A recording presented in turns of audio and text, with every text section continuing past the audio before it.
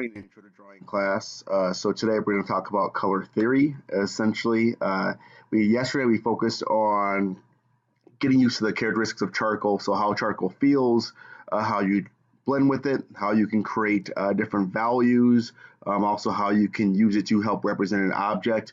Well, today we're going to still use that same type of medium, but the goal is to mix a little bit of color in there. So essentially, color theory in a nutshell is how you get colors to work together. So in this case, we're going to have a color, and we want to change that color by making it lighter and darker, and that's what will make it feel three-dimensional. So if you can write down today's date in your notes, today's date is 4/17/19, so that's April 17th, 19, and then also write down Color Theory 101. So you could write down the title of the presentation, which is Color Theory 101, and then also write down the date, and then we'll get this thing rolling. So there's going to be about several terms or so that we'll write down today in regards to color theory. So we're just going to focus on what's going to apply to your drawing today. All right, let's get this thing rolling. So right away, what is color theory? Color theory is how colors work together. And that's going to be our number one goal over the course of the rest of this week, and also the week you come back after Easter break, is how we can get these colors to work together. So just like every other presentation, you're going to write down what's in bold only, but color theory is how colors work together.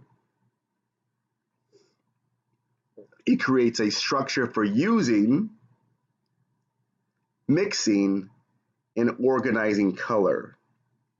So the second part there is it creates a structure for using, mixing, and organizing color. Really what we're going to focus on today is just the first part of that is using, and then the second part, which is mixing. So as we get further along and start using more colors, the key is how we organize them just to make it a little bit easier for you. But really our goal right now is just to learn the basics. So why is this important to you? Well, colors need to work together, so they need to complement each other. They need to work well so they can make things appear to be lighter and darker, and that will help it feel three-dimensional. It's going to help your image fit together nicely and work together. So again, if you did not write it down yet, please write down color theory, which is how colors work together, and it creates a structure for using, mixing, and organizing color. If you look at the image, for that character from Brave, I actually forgot her name, but that character, in her hair has what we call a root color. It's the basic color, which is orange, and there are colors mixed in there to make that orange darker and make that orange lighter. Same thing with the apple. The apple has a root color, which is green. There are colors mixed in there to make it darker, and colors used in there to make it lighter, and we'll talk about that stuff in more detail later. So the basics of color theory. So before we even get into the color wheel, which we'll do after Easter break, we just want to focus on really, really basic color theory. And that's getting colors to complement or work well with each other. The easiest way for us to do that and make things look 3D is to use the easiest form of color theory, and that's color values. So if you look at those those drawings with those simple objects, and also the zebra in the middle, those images have one color, and I'm going to give you a definition for that. So those images have one color, and there's actually a value to make that color darker, and then a value to make that color lighter. So if you look really closely, you can tell that artist is using black to make those still life objects darker, and then white to make those still life objects lighter. And that's really what we're going to focus on today for your drawing, but also it's going to be the focus of the presentation. So it's like the basics, the bare bones of color theory is what we call this. It's monochromatic. So write down monochromatic, please. So the artwork on the previous slide are all examples of monochromatic artwork, and that's what your drawing for your project will be. That's what we're going to practice today.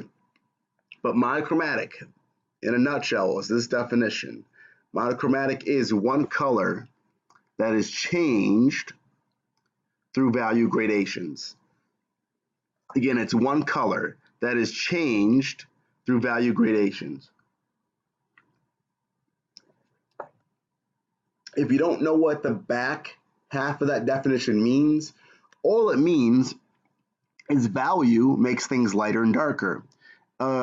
Gradation is a gradient. It just means it gradually changes. So it's nothing different from what we did in the past. You've all made a value scale and made things lighter and darker. Like if you look at that gray scale, so that that I have set up bottom right, you can tell that this artist clearly applied more pressure as he or she went towards the right to make that value darker. Well, in this case, our key, or the key here, is to start with a color, and we use white to make that color lighter, like in the value scale, or that monochromatic scale below, and then black to make that color darker. So we're going to use value, which is the lightness or darkness of an element. An element's what we use to make a surface or a color in this case. So we're going to make this color lighter and darker, and we're going to actually practice this shortly.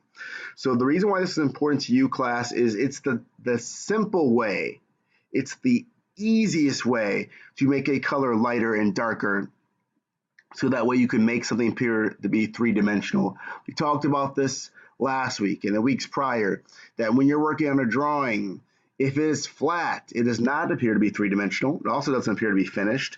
So we want to make sure that we have value changes. In this case, we are just going to make our color lighter and darker, as you can see in that example to the bottom left. So of that teacup clearly has lighter blues, which we're using white to do. It clearly has darker blues, which we're using black to do. So that monochromatic drawing uses values, and it has highlights, which are light, midtones, which are medium, and then shadows, which are dark. So we are almost done with our presentation terms today, but we got to wrap this thing up with a few more. And here we go. So these are the last terms of the, or actually almost last terms of the day, sorry. So monochromatic continued. So you're going to write down tint, tone, and shade. And while you write those down, I'm going to break them down for you. So when you draw your object today, we have to make that object appear to be lighter.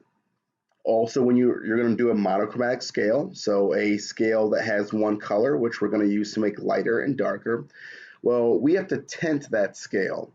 And tinting means you're using white to make a color lighter.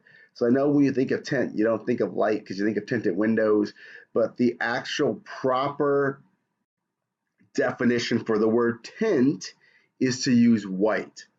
So tinting is using white because it's creating a lighter shade of it. Tinting is using white to make a color lighter. So if you look at that monochromatic scale below, there's a root color, which is blue. The root just means it's the color you start with. It's what gives you your base, like the roots of a tree. So that root color is blue. And as you look on the right side, there's more white being added to it to make it lighter. And that's the idea of tinting. So you're adding white. The second term is tone. Tone is using gray to make the color dull or neutral. So if you look at the scale at the bottom, you can see that the artist started with red, and as you go towards the right, there's more gray being added. It takes the brightness out of the color. It makes it more dull. So gray is another way to change the color. So tone is using gray to make the color dull or neutral. The last definition here is shade. Shade, you're not insulting someone, of course. Shade is using black to make the color darker. So if you look at the left side of that scale, we're slowly adding in black. The more black you add, the darker the color gets. So shade is using black to make the color darker. So it's kind of like when we were shading and adding value in the past without color, you would have a highlight, which in this case is on the far right, so that's the one that is the most tinted. You have a midtone, which is the root color in the middle, that's a medium. And then you have a shadow, which is the darkest. That's the darkest square on the far left.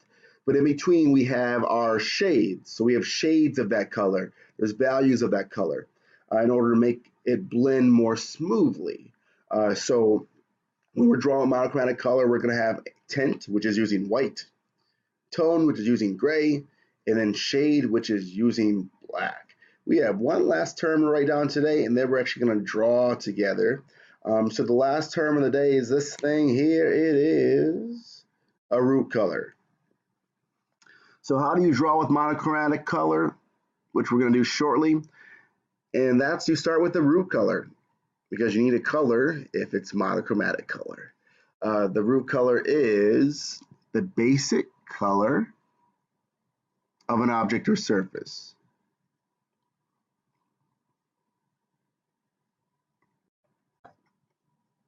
So again, root color is the basic color of an object or surface. And you can see that in that drawing that's on the right side. So all those objects have a root color. And I realize you might be thinking, well, why is that egg green? Why is that orange green? Well, the student made this monochromatic. Monochromatic means that you choose one color and you use white to make it lighter and you use black to make it darker. So if you look at the egg, the orange, the cup, the Sprite bottle, and the Bible, you can all tell that there's light parts on that object. And as you get further away from that light, that student used black to make those objects darker. So it's a root color is the basic color of an object or surface. You pick your basic color, and then we make it lighter or darker. So this is important to you because almost everything you draw has color in it, and that is true in real life. Pretty much everything you draw has color in it, and we need to find that root color. So the color that you start with, we have to find, and then we have to have the ability to be able to adjust that root color as our basic steps. So we find the root color of the object, and then we start with black to shade it. You never want to use white first. You use black first because black is what gives that object volume. It gives it form. It makes it look 3D. So having or blocking in that dark value makes a big difference in the beginning. So just like yesterday, we block in where the dark part is, and then we blend the medium and the dark value together. And then the last thing is we use white to tint it. So our steps are we want to find the root color of the object, which is pretty easy to do, and then use black to shade it. Remember, you want to block in that section of value so you can blend the two together. And then lastly, you want to use white to tint it. And that's all. So that's actually working with monochromatic color. You pick your color, you use black to make it darker, you use white to make it lighter. That's the basics. So we're actually going to do this in a little bit. So what I'd like for you to do is, if you can please, before we stop here, grab a compressed piece of charcoal. Compress is the heavy block charcoal. Grab a compressed piece of charcoal. Grab one color of your choice, not multiple colors. You need one color because we need a root. Grab one color of your choice, and then grab a white piece of charcoal, so which is also on the counter. So I'm going to repeat that one more time. So I'm going to have your teacher dismiss you a couple tables at a time, but can you please grab one piece of compressed charcoal? That's the heavy block charcoal. Grab one piece of color, and that's actually pastels, which we'll talk about in more detail when I get back. Grab one color of your choice, which is the root, and then grab one piece of white charcoal. So grab one white, one color, one black. That's all. Thank you.